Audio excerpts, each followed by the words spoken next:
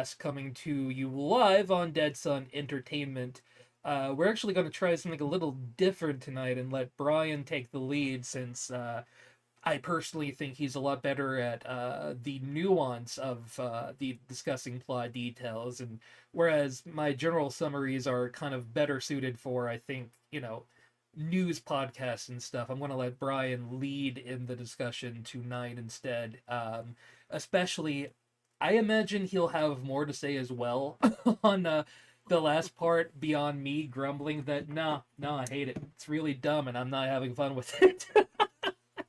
But I mean, yeah, it's still a valid opinion to have, though, because yeah, it's not the best ending sequence of a game ever. yeah, Um, and we're still going to take the video from Mark MK Ice and Fire's channel since they do the gameplay without any commentary or things along that line, and definitely check them out if like anytime I ever need to review old gameplay or something, I check out their channel, so I strongly recommend it. All right, go ahead.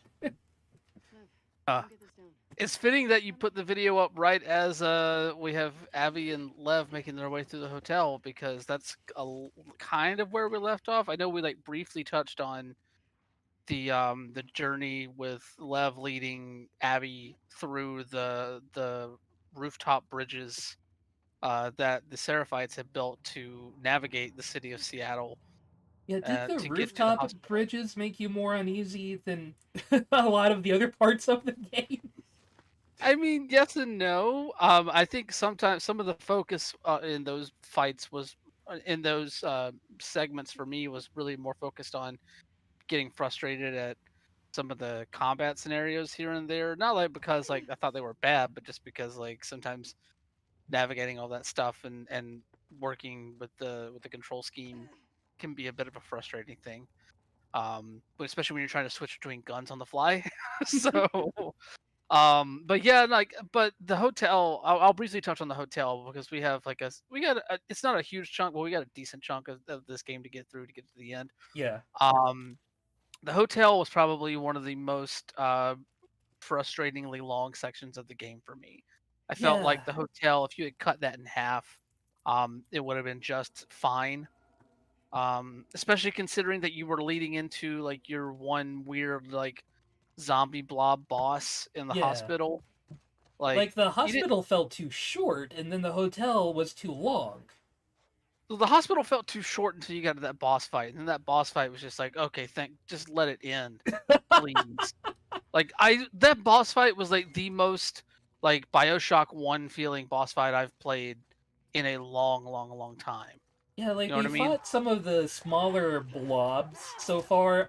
The one like main thing I think this game brought as far as new zombie types are like these zombies that continue to grow and basically become these meat sponges, these towers of fucking bad guy that you have to just fucking lay into, and this is the biggest mushroom blob of all the creatures you find, and there are so many like monster closets in here. I mean, appropriately so, because it's a hotel. It makes sense for there to be monster closets here.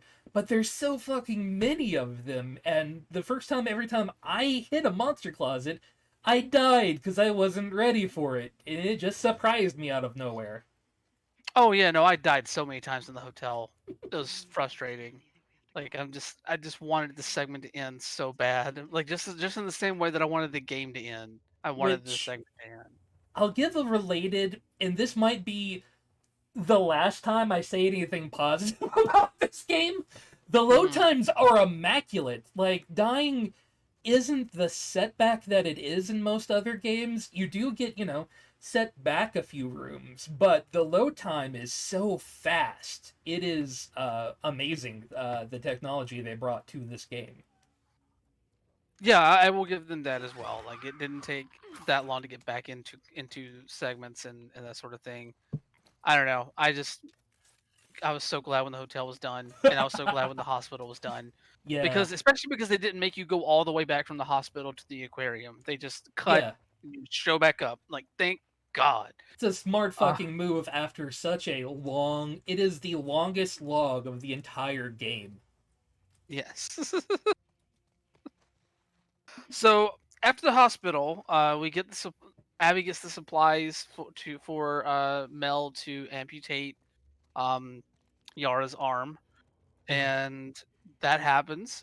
But before everything can be all honky dory with everybody getting on the boat to let Owen sail them all the way to Santa Barbara to link back up with the Fireflies, supposedly. Um, Owen and Abby and Mill have a little bit of a love triangle thing, yeah, as well as it turns out that Lev did not want to leave his mother behind.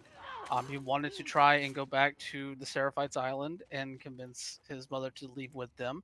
And so, even though Yara's told him that that's a bad idea, Lev decides to leave and go anyway, leaving on his own from the aquarium to go back to the island, which forces Abby and Yara mm, to travel to the island to find him and bring him back.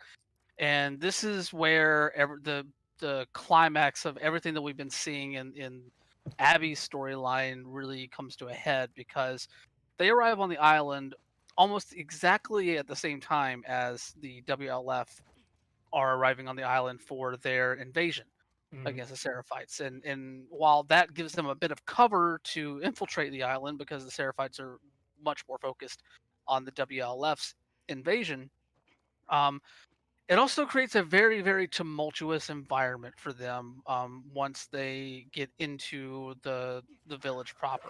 In a way, like you go through a couple of combat scenarios there, sneaking through until you find Lev in Lev and Yara's old home, cowering, like shaking in the corner with blood all over himself, and their mother, Lev and Yara's mother, dead in the middle of their house. And yeah, it turns out that Lev tried to convince his mother to come. His mother, of course, sees Lev um, as an as like less than, yeah, um, because of because of his transness, and attacks Lev. And Lev, in self defense, ends up killing his mom, and it traumatizes him. yeah. Um, Like this is a small child we're talking about. It's not tiny child, but still young. yeah, And like 11, 12 years old. yeah, so what he has been through at this point is heartbreaking. Yeah, Um, wholeheartedly. yeah, So I didn't mean to and cut you just off there. no, it's fine. It's just this is one of those scenes that I kind of question why this part itself was entirely needed, because like Lev has gone through enough shit. Like it does give a Deus Ex to bring Abby to the fight, but it feels really disjointed in the overall storytelling, at least to me. Yes, and for me, it's a yes and no thing with that point. I think because it feels on brand with a lot of the storytelling, because like every other character in this game, um, anytime that you try and do something good, you're rewarded with punishment. And also, this series really only understands telling queer stories from a genesis of trauma and a genesis of pain. Um, and that is very evident in Lev's story. His entire motivation for like being cast out of his society is because of his identity. And like it borders on cartoonish in some ways, in terms of like just how vehemently the Seraphites treat him and refer to him. I mean, they dead name that they like misgender him purposefully in combat scenarios. Yeah, um I hadn't realized this is how fucking thick I am. This is the point where I realized, oh, that's what they've been getting at. And it's kind of oh. yeah, Anyway, go ahead. yeah, I mean, it just there's no nuance in how they're treating this. It's just that like Lev was treated poorly because of his gender identity in his home village, even though like he still is beholden very much to the religion that his society is based off of, and its roots of kindness and sanctity in that way. But yet that religion has been bastardized to the point where it has been turned against him to the point where he doesn't belong in it anymore. Hmm. Um, and like there's a piece that was put that was who wrote it for Pace Magazine that came out around the time of release by Waverly. I'll link it in the chat here. That really speaks more to this than I can, because I'm speaking from a cis person's perspective. But this piece really informs a lot of that conversation about how Lev's story is really a trans story that's written for straight audiences Yeah. to understand, and really doesn't speak to its the trans people that might be engaging with it in a real meaningful way. And I suggest everybody check that out for a better way of explaining that than I am doing here, just because it's not I'm speaking from a different place in terms of perspective and privilege. So yeah, so we have that whole situation there. Abby grabs Lev, and the three of them try and get off the island, but before they can, they run into Isaac. Yeah. And Isaac basically sees Abby as a traitor Hmm. for going AWOL, and looks to the WLF to just basically riddle her with bullets. Yara runs in, gets shot, but in a last ditch effort before she dies, because we have to keep racking up that person of color body count. Um, Before she dies, she shoots Isaac. Now, Um, I do want to throw out, a lot of people have mentioned that, like, we do see Isaac get shot. Um, there is always the possibility in the Last of Us world that Isaac might have lived, and I've seen a few thought pieces on where he might build into a larger narrative overall if he does, but he do very much look like he died. yeah, yeah, and then if not then especially in the ensuing chaos, because by the time that Abby and Lev end up escaping the island, that whole island is almost on fire. Yeah. Like that final sequence with the horse like riding towards the shore to get to the last boat before everything just collapses in on itself, between the two factions, fighting each other, and the island just being set ablaze. I don't know. It's a very striking image. I'll Mhm. give them that. Like it in terms of like uh, drawing the chaos beautifully, it does so. But at the same time, I don't know. Like it's just one of those moments where like, yeah, this all sucks. This yeah, Yeah, I get it. this This all this sucks for literally both of our protagonists involved. Sure, okay. But like, do we have to do this right now? It doesn't feel worth. It doesn't feel earned. I think is the biggest part, at least to me. yeah. I mean, and it sucks that they had to have the self-sacrifice of Yara again Yeah, to Yara complete dying. sort of thing. Like, we literally just went through all of that, through the hotel and the hospital, the two longest logs, just to save her, a character relatively new into this whole fray. And then she dies. Why? I wish I knew. I wish I knew. I wish I knew. But of course that leads us back to the aquarium. This is where the stories link up. Because Abby and Lev find Owen and Mel dead. And then they also find the map that Ellie just so happened to drop whenever Tommy and Jesse pulled her out of the aquarium.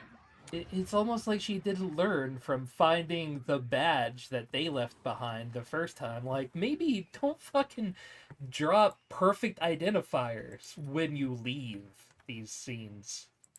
He could help. But she was all yeah, but she was all like messed up because she had killed the pregnant woman. After how many pregnant women do you think you've killed? You've killed hundreds of people. Surely one of them was pregnant. But she didn't know. So therefore that value had not been attributed to them. Jesus Christ. Um so yeah, so that sets up the confrontation. We get back to the theater. Abby has entered and you know, grabs Tommy. Ellie and Jesse run in. We see Jesse get shot dead again. Tommy is shot in the head as well, although apparently he's still alive. I have to ask you, whenever you saw Tommy get shot, did you think he was dead? Yeah, yeah, I did. I Yeah, mean, same way I would think Isaac died because he took a bullet pretty point blank.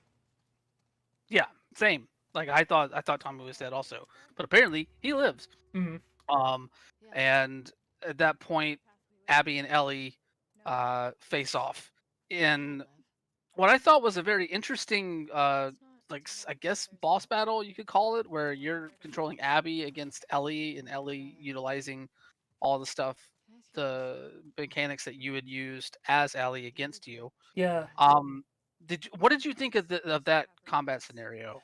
Um, I didn't want to fight Ellie. I kept trying to find ways to maybe sedate her in some way or something. Like I kept at first like I refused to even touch the controller.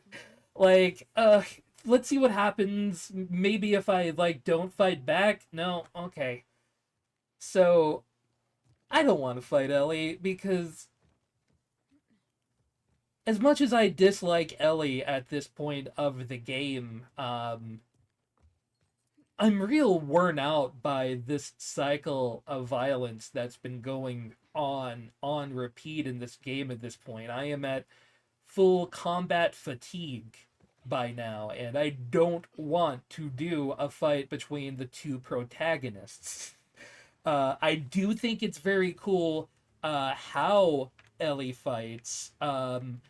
But you know, it was so close to the time where I was playing Ellie and then swapped over to Abby that I don't want to kill Ellie. And I feel like a lot of games have, you know, done protagonist versus protagonist fights in a way that makes you feel invested in the fight. Um, I felt at this point like this was me just kind of playing along with what the game expects because you've given me no other way to communicate through this game. So, ha ha ha, if I want to see the ending, I'll have to just do what you guys want me to do just to see it. Yeah, I mean, I was kind of in the same boat at this point. Like, I recognized what the game wanted me to do, and I Yeah. was just like, whatever. I At this point, I just wanted it to be done. Like, I just wanted to see where this was going at the end. And like, obviously this is definitely not the end of the Yes. game, but it's one of those things where like I just didn't even try and fight back against it. I had tried to fight back against it so many times in other scenarios in the game Hmm. where it did not allow me to do so, that I was just like, whatever, you're not going to let me do anything except punch this person, so let's just do it. And in that aspect, like, I really didn't have a ton of challenge with this boss fight Yeah, it wasn't a personally. difficult fight once you actually leaned into it, and I wouldn't say that I was like trying to fight back against the game. It was more that I just was so disinterested in what the game had for me to do, right? That Hmm.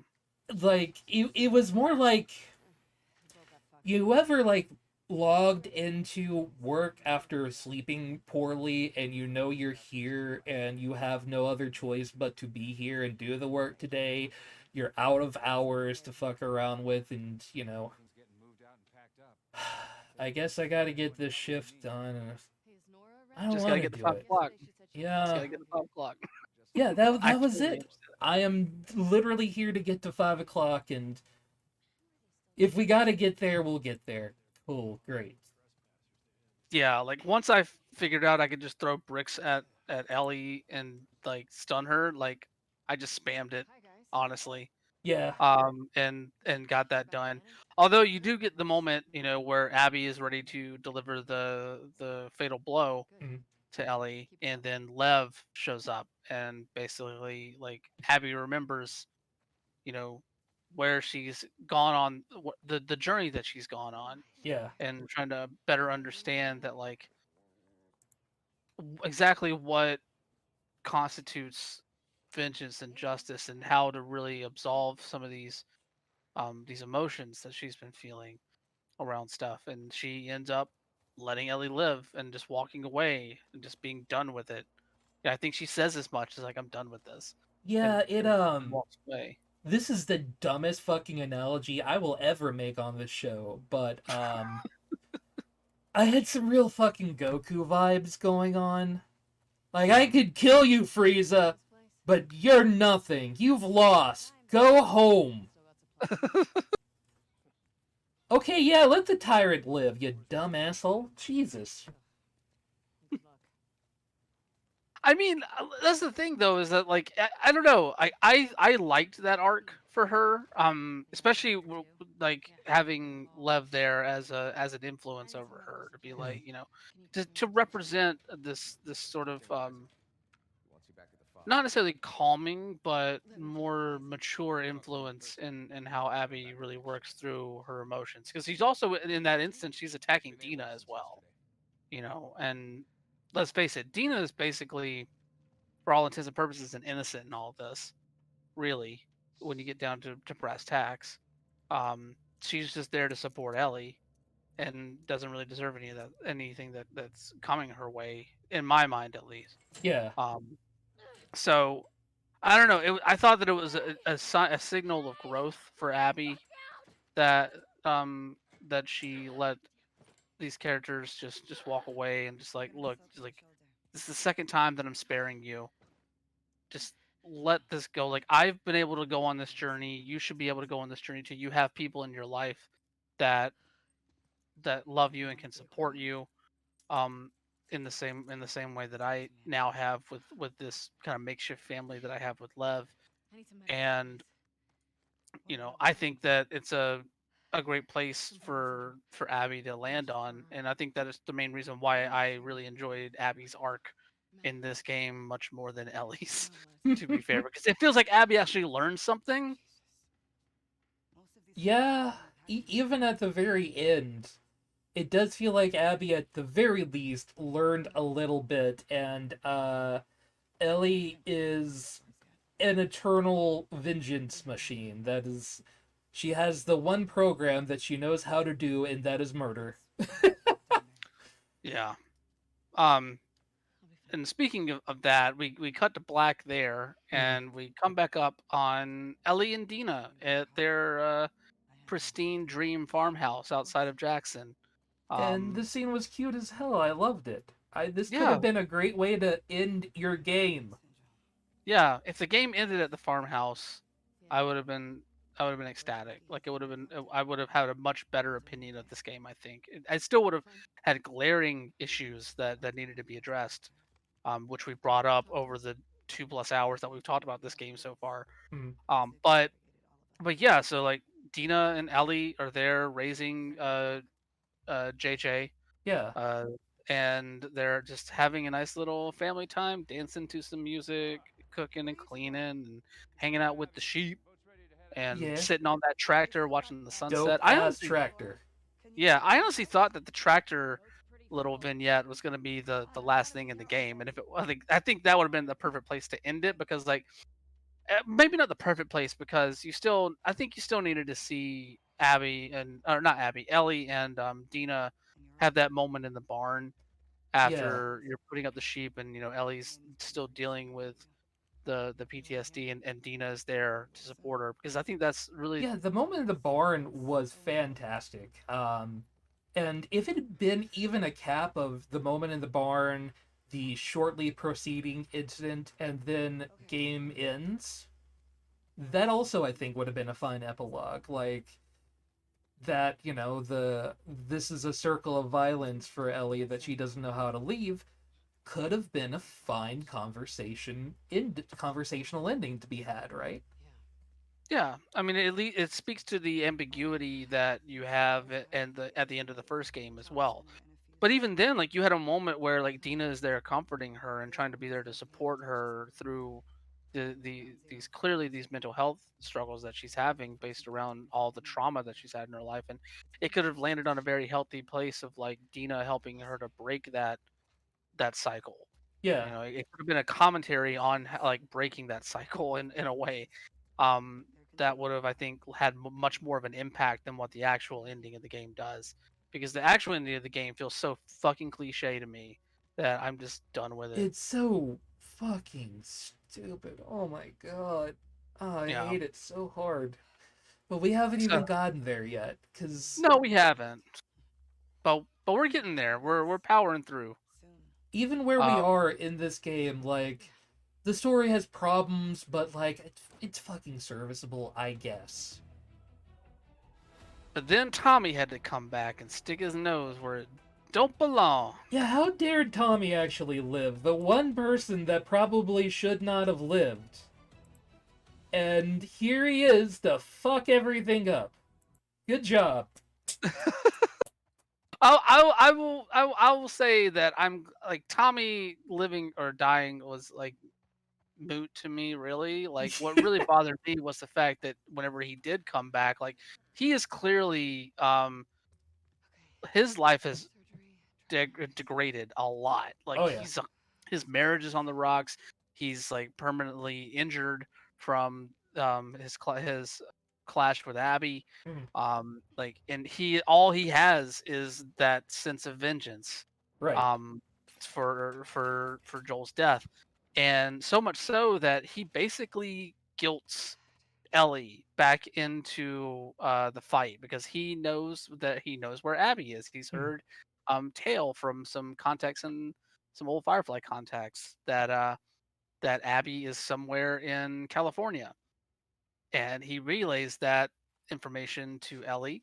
And Dina gives him a very stern talking to about that because she knows that Ellie is still trying to recover from all this stuff. And ultimately, Ellie decides to go after Abby instead of staying at the farmhouse with Dina, even after Dina gives her an ultimatum. Yeah.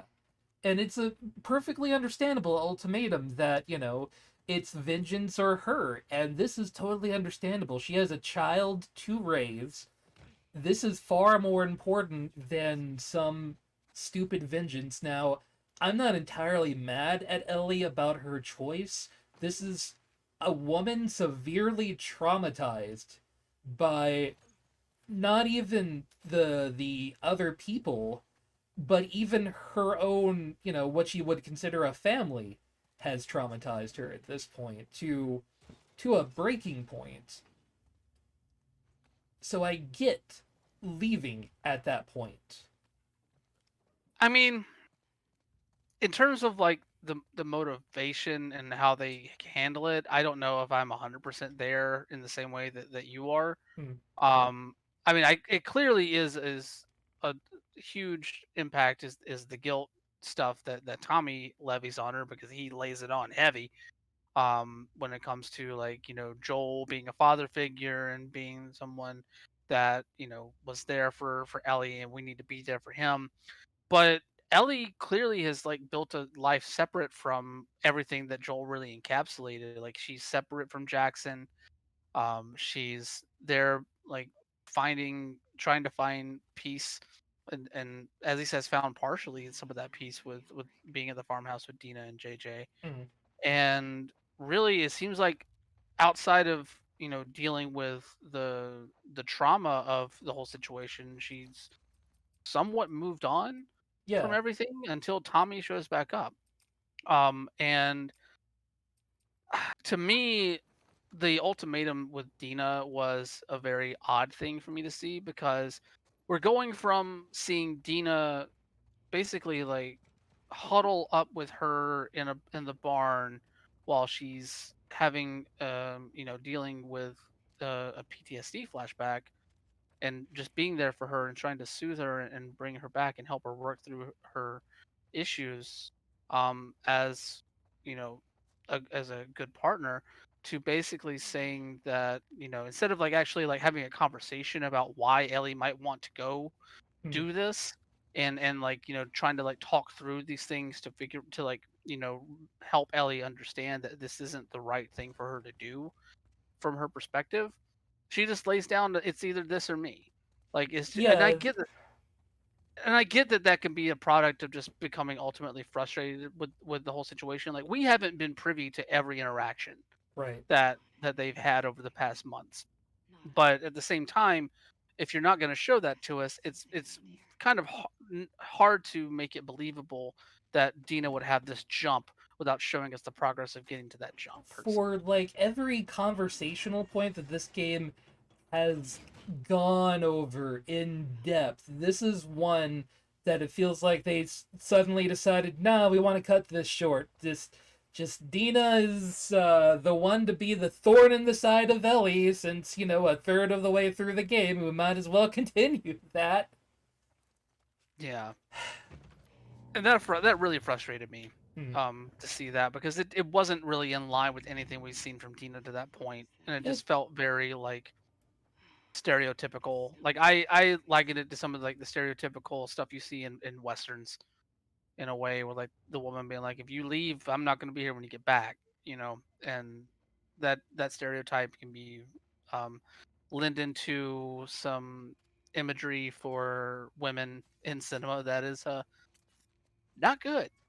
yeah, So Dina started off this game like she even like got Ellie in some ways to go on this vengeance quest. She was there for it, and then when it's inconvenient to her, suddenly we can't do this anymore. It's way too quick of a jump. yeah, and I think framing it as like as inconvenient to Dina is exactly what is wrong with this whole situation, because it's not that it's inconvenient to Dina Mhm. in reality. Like, Yeah, that's what the game is saying, but in reality is that like Dina is trying to help Ellie work through this stuff and be better with this stuff, and having Tommy show up and reignite this flame that clearly, you know still, um haunts Ellie to this day. Like, it's not a healthy response to this sort of thing, and really negates any work that they've been trying to do as a couple, or even Ellie on her own, to try and be better around this stuff. yeah, and But I'll say one thing. Like to me, Tommy, what felt like the last nail, rather than like being the instigation for her to leave. It was just like, you know, I could only put on so much, and something was going to happen eventually that would have, made her decide to leave. This just brought it on maybe days or weeks or months earlier than it would have happened. That's the way I took it, at least. That this I was could have brewing anyway. I could have seen that if the game had actually shown me that. True. Because the game doesn't show you that. The game shows you like Ellie trying, like, having a happy life and still dealing with the trauma of everything that she's experienced around all of this, and Dina being there for her, and then all of a sudden Tommy shows up and she is automatic. She's like gung ho again. I'm gonna go on foot to California to find her. Um, so I don't know if if that is the case, then I wish the game would have said something to it. But because the game rushed so much of these interactions, and just really plowed through everything, I can't I can't say that I landed on the same place as you did there. It's I, just it just all felt very rushed because we needed to get to California. I want to draw a parallel of a game that did do this better. Hmm. And I'm sorry, this is going to be a spoiler for the last Lara Croft installment, so mute for like 2 minutes if you haven't, or if are going to. But there's an amazing fucking scene in the game where Laura is just being gunned after by tanks and helicopters and you're just running. That is all you're doing, is running for your dear goddamn life. And you jump into the water, and Laura has like this reflection on, how bad have I fucked up? The world might be ending because of what I have done. And she loses hope at this point, and then goes on like this murder rampage after she comes out of the water. And it's a very reminiscent of like the Terminator coming up, when she comes out and just shoots the fuck out of everything. And after her rampage, she curls up into a ball and starts crying, and her friend comes along, and instead of, doing the there, it's, hey, you're fucking Laura Croft. You you didn't fuck up here. Now we've got to figure out where all this stuff is. So come on, here's what the facts we have. What do we do next, Laura? And has her come back to her own capabilities through, getting back into what she does best. Now, is there a conversation well to be had about white savior? Yes, blah blah blah. But Oh, still, definitely. it was a very moving scene, and I'm not saying for The Last of Us to ape that scene, but it's a scene of somebody who's, all of the trauma, all of the death and destruction that they've seen coming back on them and haunting them, and utilizing that for something that both works well story wise and game mechanic wise at the same time. Yeah, and I like that there's at least a supportive voice in that. Like, yeah, it's there's that game has its own issues with a lot of stuff around that. And we're not gonna get into that right now Yes, because that yeah, we only have like 20 minutes. yes, but but yeah, like the fact that you have somebody that's being supportive in that situation is something that I think would be vitally important in a game like The Last of Us Part Two. Yeah, And the fact that you did have that at one point, but all of a sudden it gets thrown by the wayside because we need to have Ellie go to California. Um, I don't know. It just gets really frustrating to yeah, see that. Yeah. But we've alluded to it so much. Let's get there. California. yeah. Abby and Lev are there ahead of Ellie, Mhm. searching for the Fireflies. They find a house, and they find a radio where they um, possibly get in contact with a Firefly band out on Catalina Island, I want to say. Yeah, it's ambiguous if they are actually getting in touch with the Fireflies or not. Yeah, because they end up getting ambushed by another gang, which can't remember the name of off the top of my head because they're that forgettable. Or they're Yeah, like the they're Rattlers or useless. something. Yeah, the Rattlers. They're basically slavers. Yeah, They're slavers, and they get captured and taken. Ellie shows up in California a little while later, probably about a month later, maybe. yeah, and by the way, this is exactly what the game absolutely needed at this point. Another even worse bad guy group. Great. So we have bad, bad, bad, worse, worse, evil. Cool. Yeah, exactly. Um, Ellie arrives. She stumbles upon the Rattlers as well. Ends up getting snapped up in a rope trap and getting stabbed by a tree branch.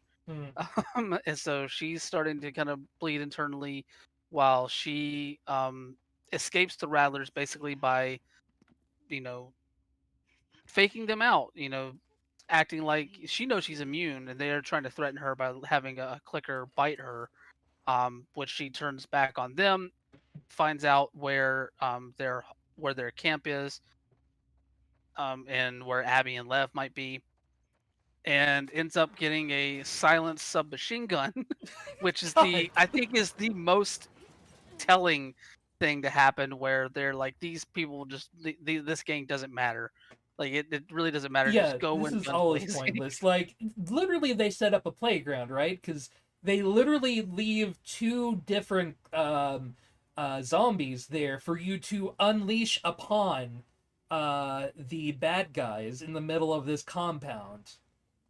Yeah, Yeah, Coop, you're right. The shark has fully jumped at this point. We are here just for the funsies now.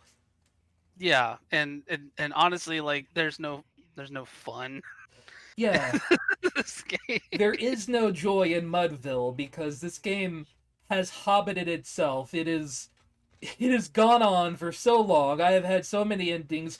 Why can't you just fucking finish? I don't understand why I'm even here at this point. Like, I'm still hunting Abby despite nearly fucking dying? Cool, great. Maybe fucking fix the hole in your stomach, you jackass. So Ellie fights through the Rattlers' little uh,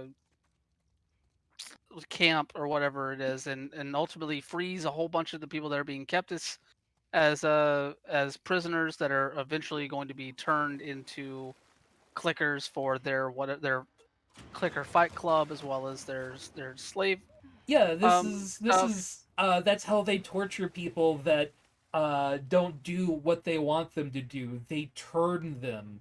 And it's very obviously as well they sexually molest their prisoners. Like they are literally trying to go like, yeah, these are full on Nazis here. They're not people. Just kill them. It's fun. Go for it. And Yeah, I'm they're not just gonna feeling the completely fun at this point. dehumanize them. No, not at all. But of course, freeing the prisoners leads Ellie to find Lev and Abby outside, basically crucified, on Yeah, the beaches of Santa Barbara. Um, yeah. The and crucifixion was really fucking needed right now. right. So Ellie cuts down Abby and Lev, and they walk towards the beach, and Lev is put onto a boat, and then Abby and Ellie are both kind of going to their respective boats. And at this point, Ellie turns around, just like we gotta settle this, and Right. Abby just does not give a fuck. She's just like, God damn, what the Yeah, like fuck she else has can you been crucified for like 2 days at this point. She has been in slave labor. She has like all of her muscles have deteriorated. She is obviously starved, and like Ellie isn't in any good shape either. She's blacking out at some points, hobbling about. do? Yeah, it's just two broken women Yeah, and all Ellie wants to do is just get that final fight in. And really, Abby doesn't want any part of it until Ellie threatens Lev's life.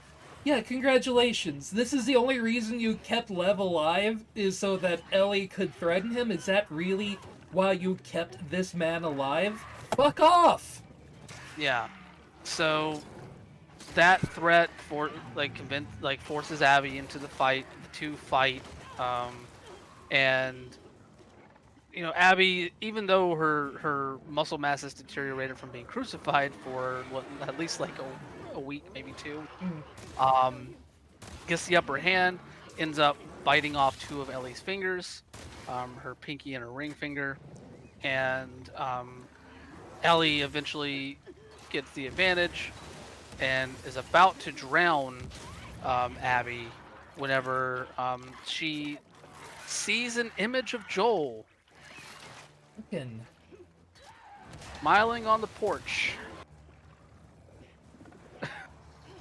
Yeah, And for so some this reason, whole game is somehow about fucking Joel the whole time. Still. this That game was all shitbag. game was always about Joel. Yeah. This game was always about Joel. It was never about Ellie, and I'll get into that argument whenever we get to actually finish out this thing because we still have a little bit left. Yeah. Um, Ellie, lets Abby go. Abby and Lev leave And to can I go to just the island. real quick, like this is the most unearned fist fight in fucking ever.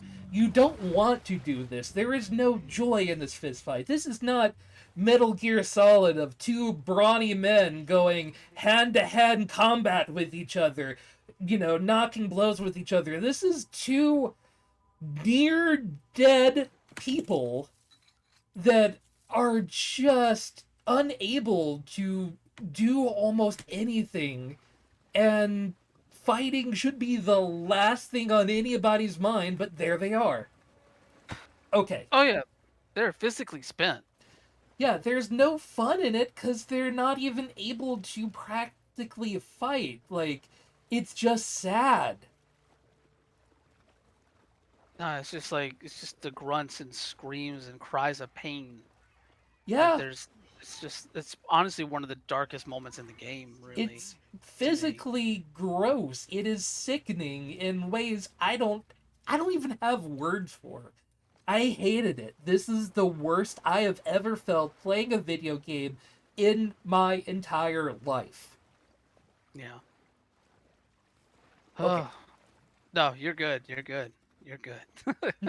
So that leads us to the final image of the game. Ellie returns to the farmhouse, finds it empty and somewhat dilapidated, be having no one there to keep it up for months that she was gone. She finds her guitar given to her by Joel and goes to try and play that song that Joel opened the game playing for her. If ever Great. I were to lose you, I would surely lose myself. And whenever she goes to play, she can't play the song anymore because of her two missing fingers. And which metaphor. Just in case Uh you wanted to know, is it's a metaphor. it's yeah, we've got metaphors in this game. We're big boys and we know how to write fucking stories. Yeah.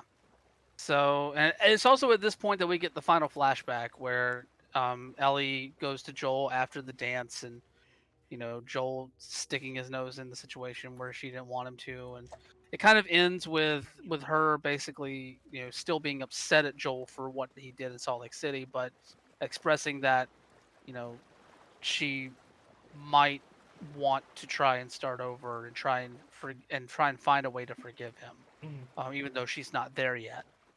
Um, and at this point, that flashback ends. She puts down the guitar in the farmhouse and leaves to go who knows where. She just basically walks back into the woods. I am assuming she's not going back to Jackson. No, So, nobody would want her back in fucking Jackson at this point. I mean, I don't know if that's the case because like clearly Tommy would, but who even Yeah, knows what okay, Tommy's place is in that there's town? Tommy, yeah, but Tommy like sounded like a drunk just mess at this point in the game. Like Yeah, he's given up to all of his worst parts of himself. no, that is definitely for sure. That is definitely for sure. So now that we've come to the final images of the game, how did the actual ending of the game land with you? I was mad. Like literally I screamed at my TV, "This is it? This is what you're leaving me with?" I have never been so mad at the storyline of a game of anything in my entire life. This all was about, oh, I didn't get my closure, so I'm mad, and now I've found my closure, so I can move on finally. That's it. It's not that, here is a woman with PTSD who has been told she could have been humanity's savior, but she had no choice. She was robbed of all capability to make any choice in this timeline because of one person that wanted to be her father. That's it. This one man chose her fate for her, and the reaction is okay. I won't be the monster you are anymore. Oh, And then she ultimately sort of devolves into that yeah, person over the course of this game. yeah, Coop. There's no proof that her death would have saved humanity. But imagine if you had the knowledge that there was even a chance, right? That you're still being alive, possibly may be the reason why everyone is suffering in the entire world, as far as you know. I mean, that's a guilt complex or a survivor's guilt sort of thing to 1,000%, Yeah, honestly. And honestly, your point does like leads into my overall takeaway from not just this game but the first game as well. In that, The Last of Us, yeah, it makes commentary on cycles of violence. It makes commentary on the worst of humanity's traits in a way, and I really don't like how it says those things. Mm, But ultimately, this story is a story about um, Ellie having absolutely no agency in anything that involves her story. right. Um, going back to the first game, like you alluded to it, like the choice was made for her one way or the other. Mm, It was either the Fireflies were going to, you know, operate on her and try and build out a cure or a vaccine or something for the disease caused the zombification of humanity, um, and kill her in the process, or Joel's gonna run in and kill everybody and take her away and lie to her this whole time. yeah. At no point is she asked what she wants in that situation, and that continues in the second game where, like, let's be real, um, she expresses a desire to go after Abby, yes, but the ultimate motivation for her going to Seattle is because Tommy went ahead of her, and she feels like she needs to be there to support Tommy. Um, Tommy is the one that comes back in and kind of pulls her back into this by talking to her at the farmhouse. Like, at no point does Ellie's actions truly come directly from her wanting to do them. Mm, It's all being informed by somebody else around her, and at no point does anybody really sit down with Ellie and have that conversation about, like, how do you deal with these emotions? Like, what would help you to work through this stuff and all the trauma that you've been through? It's like, no, Ellie's a tool. Ellie's a tool for everyone in this game for the yeah. most part, except for maybe Dina. At Dina points, and she was Jesse. even a tool for Dina. That's like she was, the damsel that needs saving for most of the game. I mean, I don't necessarily. I don't know if necessarily agree with that per se, but, like, yeah, like, there are moments that can be argued that way. I won't deny that argument, but it's just I don't think I didn't have that reading of it personally. Um, I don't know. It's just one of those things. It just frustrates me that, like, that this has been viewed by so many people as this giant um story that has so much deep meaning to it, when you, like, dig underneath the surface, you don't really find that much left to dig into, I really. still stand behind The Last of Us 1 being a great game, and it pains me to say if there is, and I'm sure there will be, DLC featuring Abby and what happens to Abby either after this or directly before this incident, I wouldn't mind so much. I probably would be on board to see what happens, especially I did enjoy the gameplay. But the ending left, like, there is no clamor in me anymore for Last of Us 3. Will I probably look into it if it comes out? Sure, but, like, I was so excited for this game, and then this is the way it ends in all the worst of everything. Yeah. No, like, I'm just, I don't know. I don't know. I just, it left me feeling nothing but anger, really, at how they treated so many of the characters and how they portrayed so many of the characters and their origins and their motivations and stuff like that, because it at the end of the day, I think it's trying to tell a story that's still above its own head in terms Yeah. of its ability to do that. Yeah, they saw like the inklings of a story that could there's some decent bones in this story, and there are parts of the story that really hit well. But the fact that the biggest climatic parts of the game, whenever they happen, are so undeserved and thin. At least the climax in Last of Us 1 was deserved after all of this time of saving Ellie. It at least made an amount of sense that the end would be saving Ellie no matter what. Yeah, even if the choices that it gave you in doing so were, like, severely fucked up. Yeah. It made you think about, what is the dynamics of choice, and, uh do you even have options when you're not given options, and there's a lot to think about and take away from that. The Last of Us 2 gives you no takeaways. There is nothing to be learned or gained from this story No, other no, than I'm. how to make dynamic lighting arrangements, because goddamn it's pretty. Fucking why is it so goddamn pretty? I hate it. I mean, it is a very pretty game, but at the same time, I can't really appreciate the prettiness without thinking about all the crunch issues around it as well. I'm sorry, I'm that person who always thinks deeper about Understandable. the shit around it. I feel bad because like I know people that really enjoy parts of this game, and I feel bad being like the person to be like, well, blah blah blah blah blah, and then ruining their day. No, And but you so, have a real like reason to have that.